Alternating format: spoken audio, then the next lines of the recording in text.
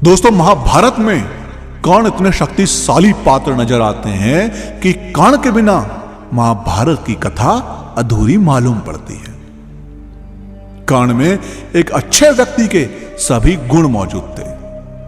कर्ण एक योग्य पुत्र, कुशल योद्धा, सच्चा मित्र और महान दानवीर था। दानवीर भी इतना बड़ा कि कर्ण की इसी दानवीरता का महाभारत के युद्ध में भगवान इंद्र और उसकी खुद की माता कुंती तक ने लाभ उठाया। अब कर्ण के अंतिम समय में तो भगवान कृष्ण तक उनकी परीक्षा लेने गए और दानवीर कर्ण ने अपने अंतिम समय में भी अपने सोने के दांत तोड़कर भगवान कृष्ण को दे दिए। लेकिन आखिर मरते हुए कर्ण ने अपनी माता कुंती को क्या दिया, तो आइए जानते हैं। दोस्तों, महाभारत ग्रंथ के अनुसार कर्ण का जन्म यदुवंशी राजा शूरसेन की पुत्री कुंती से हुआ। कर्ण के जन्म के समय कुंती कुंवारी थी और तब उनका किसी पुरुष से कोई संबंध भी नहीं था। कर्ण कुंती को एक वरदान के कारण प्राप्त हुए जब उन्होंने सूर्यदेव का स्मरण किया। सूर्य कुंती के पास प्रकट हुए और उनकी इच्छा के विरुद्ध शिशु का वर दिया। वह शिशु कर्ण था। कुंवारी कुंती कर्ण को अपनी कोख से जन्मा देखकर घबरा गई थी और किसी को पता ना चले इसलिए उन्होंने शिशु को गंगा में बहा दिया था।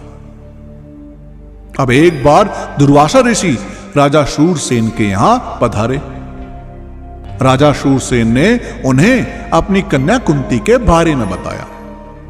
अब कुंती ने दुर्वासा को प्रणाम किया और उनकी सेवा की। कहा जाता है कि दुर्वासा पूरे 1 वर्ष तक राजा के महल में रहे। अब स्वभाव से दुर्वासा बहुत क्रोधी थे, मगर कुंती के सेवा भाव से वह अति प्रसन्न हो गए। अब दुर्वासा ने कुंती को कहा, बेटी तुम महान हो, बिना किसी लोभ लालसा के साल भर तुमने मेरी सेवा की। तुम्हारे मन में जरा भी खोट नहीं थी। मैं तुम्हें ऐसा वर दे रहा हूं जिससे 5 सर्वश्रेष्ठ देव तुम्हारे वश में हो जाएंगे। उन्हें तुम्हारे बुलावे पर आना ही पड़ेगा। यह कहकर दुर्वासा चले गए।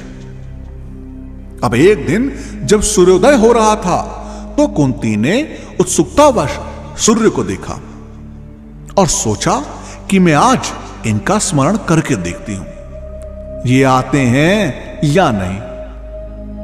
अब वरदान के कारण सूर्यदेव वहां तभी प्रकट हो गए। अब कुंती को बड़ा आश्चर्य हुआ।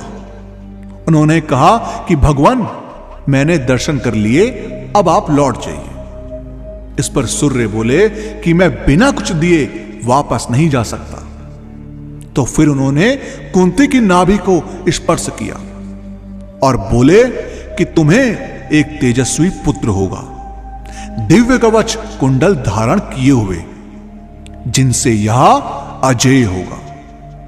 अब कुंती अवाक रह गई। उनके गर्भ से शिशु उत्पन्न हुआ और वह कर्ण ही था। अब लोकलाज के भय से कुंती ने उसे एक बक्से में रखकर गंगा जी में बहा दिया, जिसका बाद में कुंती को बड़ा पश्चाताप भी हुआ। दरअसल युद्ध भूमि में जब कर्ण घायल होकर मरणासन अवस्था में अपनी अंतिम सांसें ले रहा था, उसी समय यह खबर कुंती तक पहुंचाई गई।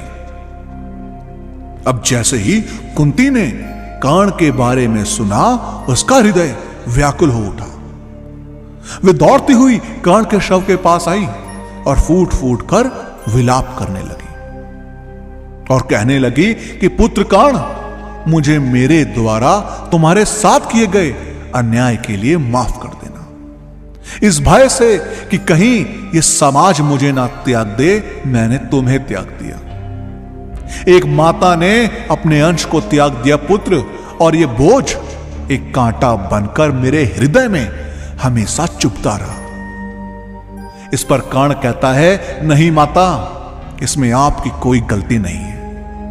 मैं आपकी पीड़ा समझ सकता हूं। इसके बाद कर्ण अपने सारथी शल्य से अपना विजय धनुष लाने को कहता है, जिसके बाद कर्ण एक बाण चलाता है जिससे जमीन से गंगा जल की धारा निकलने लगती है और कर्ण हाथ में गंगा जल लेके कहता है, मैं राधे कर्ण, मैं सूत पुत्र कर्ण, मैं परशुराम शिष्य कर्ण हाथ में गंगा जल उठाकर यह घोषणा करता हूं कि मैंने अपनी जननी को क्षमा किया। ये कहकर कर्ण अपने प्राण त्याग देता है। दोस्तों, आपका इस बारे में क्या कहना है, हमें कमेंट के माध्यम से जरूर बताएं और इस वीडियो का पार्ट 2 चाहिए हो तो कमेंट्स में पार्ट 2 जरूर लिखें और वीडियो पसंद आई हो तो लाइक और शेयर करना मत भूलिएगा। हम आपको मिलते हैं अगली वीडियो में।